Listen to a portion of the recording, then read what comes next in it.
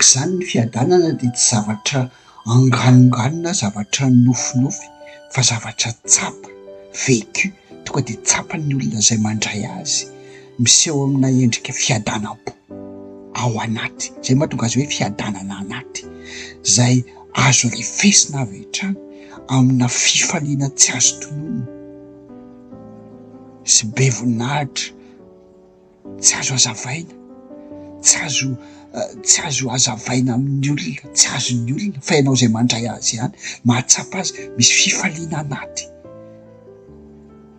tsy azo tononona sady be voninahitra. Araka ny soatra amin'ny Petera voalohany toko voalohany andininy fahavalo, misy fifaliana miavaka ao anaty ao, misy fifaliana sarotra hazavaina, fa ianao irery mahatsapa azy, fifaliana manokana, fiadanam-po, na dia mandalo ady sy fahoriana azy indraindray.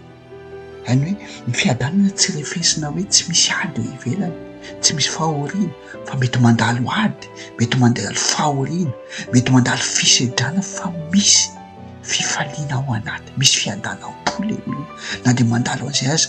Zay zany no tena tsy ambarantelon'ilay hoe fiadanana ao amin'ny Kristy. Ary izay no nahatonga ny Paoly apôstôly ao amin'ny Filipianina toko 4:4, ao am-ponja izy, ao am-ponja zany hoe ao anaty fahoriana lehibe izy no miteny hoe mifalia mandrakariva ao amin'ny tompo. Hoy izany indray, mifalia. Ilay mahatonga azy miteny dia satria manana fiadanam-po izy, ilay fifaliana anaty, tsy azo tononona sady be voninahitra.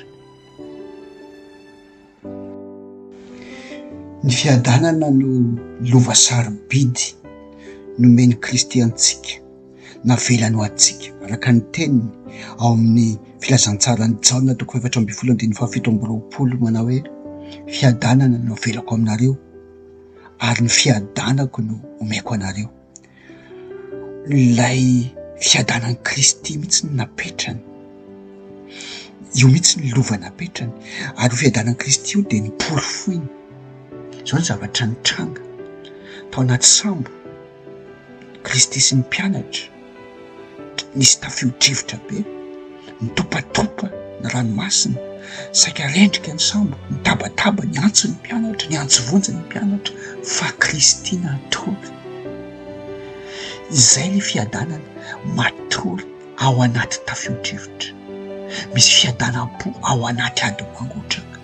Izany no tena hoe fiadanana ao Kristy, ary io fiadanana io no navelany ahafahany izay rehetra manaradia azy, ny olona ety an-tany rehetra misitraka an'izany fiadanam-po, lavitry ny tebotebo sy ny fanahiana, na dia mandalo ady sy tafio-drivotra azy indraindray.